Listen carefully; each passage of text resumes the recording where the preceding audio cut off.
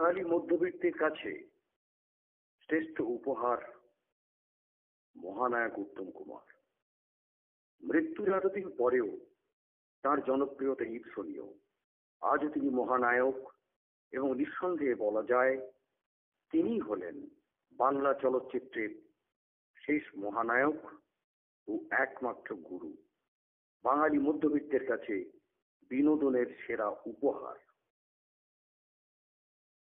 বাংলা সিনেমার ইতিহাসে উত্তম কুমার মহানায়ক হিসেবে বাঙালি দর্শকদের হৃদয়ে সুপ্রতিষ্ঠিত করতে পেরেছিলেন অনেক লড়াইয়ের পথ ধরে। রোমান্টিক হিরো থেকে নেগেটিভ হিরো, জুনিয়র থেকে পরিচালক, কোনো কিছুতেই তাকে রোখা যায়নি। 1953 সালে তিনি স্টার থিয়েটারে সাবিত্রী চট্টোপাধ্যায়ের বিপরীতে শ্যামলী নাটকে অভিনয় করলেন। তখন থেকেই ভাবতে শুরু করলেন ক্যামেরার সামনে দাঁড়িয়ে মঞ্চের অভিনয় করা চলবে না, চরিত্রের রেখাগুলোকে আরো সূক্ষ্মতর করে তুলতে হবে, চরিত্রকে আরো বিজ্ঞানসম্মতভাবে প্রতিষ্ঠা করতে হবে। তার প্রমাণ দিলেন 1954 সালে রিলিজ করা ছবি অগ্নি পরীক্ষাতে। বাংলা ছবিতে আধুনিক অভিনয়ের সূচনা হলো এটি বলা যায়। পরের বছরটিও খুব তাৎপর্যপূর্ণ। মুক্তি পেল সত্যজিৎ রায়ের পথের পাঁচালী। বাংলা ছবিতে মনস্তত্ত্বমূলক অভিনয়ের সূচনা অবশ্যই উত্তম কুমারের মধ্য দিয়ে।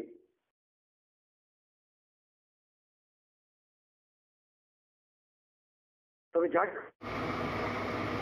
তিনি সেই সময় একজন প্রতিষ্ঠিত নায়ক হিসেবে বাংলা ছবিকে নেতৃত্ব দেওয়া শুরু করেছিলেন। নতুন যুগের নতুন হাওয়া, তার মধ্যেও আরো বেশি করে দায়বদ্ধতা তৈরি হয়েছিল তার মধ্যে। সেই সময় প্রচুর ইংরেজি ছবি দেখে আধুনিক অভিনয় ঘরানাকে রপ্ত করে তিনি নিজেকে তৈরি করেছিলেন। এটি হচ্ছে উত্তম কুমার। এভাবেই তিনি তৈরি করেছিলেন অভিনয়ের নিজস্ব সিগনেচার। এই অভিনয়ের নিজস্ব সিগনেচার করতে গিয়ে তাকে অনেক চড়াই উতরাই পেরোতে হয়েছিল। ধর্মতলায় সিনেমা হলগুলো একটা সময় তখন ইংরেজি বই তখন রিলিজ হতো, কিন্তু প্রথা অনুযায়ী প্রথাকে ভেঙে দিয়েছিলেন এই উত্তম কুমারই। তার ৭৫ বই রিলিজ হয়েছিল প্যারাডাইস হলে, মুক্তি পেয়েছিল। কয়েক বছরের মধ্যে আরো দুটি বাংলা ছবি মুক্তি পায়। 1956 সালে নিউ এম্পায়ারেতে মুক্তি পায় চিরকুমার সভা, এবং পরের বছর মেট্রো সিনেমায় মুক্তি পেল চন্দ্রনাথ। তবে সবচেয়ে বড় উল্লেখ করার ব্যাপার কি জানেন? এই তিনটি ছবির নায়ক উত্তম কুমার। আর একটি সবচেয়ে তাৎপর্যপূর্ণ বিষয় হচ্ছে যে উত্তম কুমারের বাবা সাতকড়ি চট্টোপাধ্যায় ছিলেন মেট্রো সিনেমা হলের চিফ প্রজেকশনিস্ট।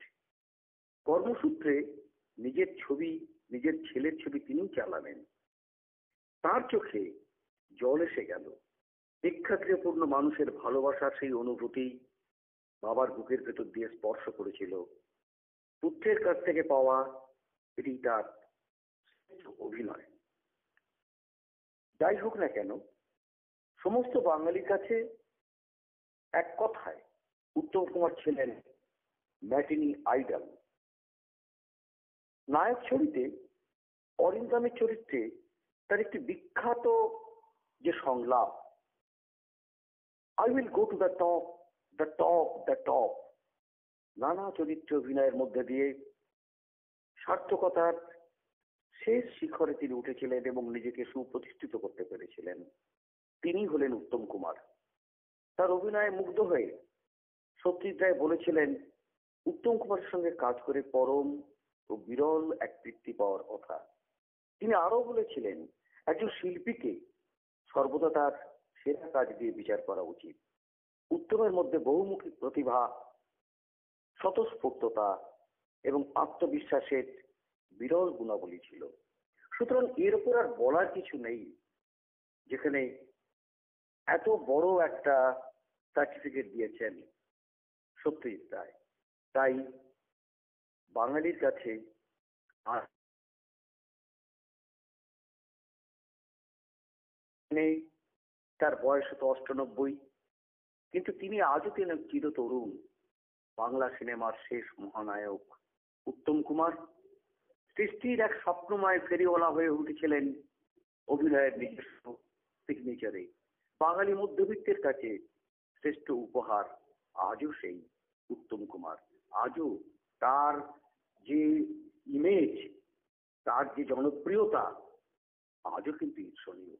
এটি ভাববার এত মহৎ শিল্পী বাংলা সিনেমাকে ধরে রেখেছিলেন, অনেক বড় কাজ করেছেন এবং মধ্যবিত্ত শ্রেণীর কাছে মানুষ হয়ে গেলেন তিনি। তরুণীর প্রেমিক, তরুণীর কাছে আদর্শ দাদা, প্রবীণ ও প্রবীণদের কাছে আদর্শ পুত্র। গ্ল্যামার চুইয়ে পড়া ইমেজের বাইরেও তিনি ছিলেন আমাদের পরিবারেও অন্যতম যেন এক সদস্য।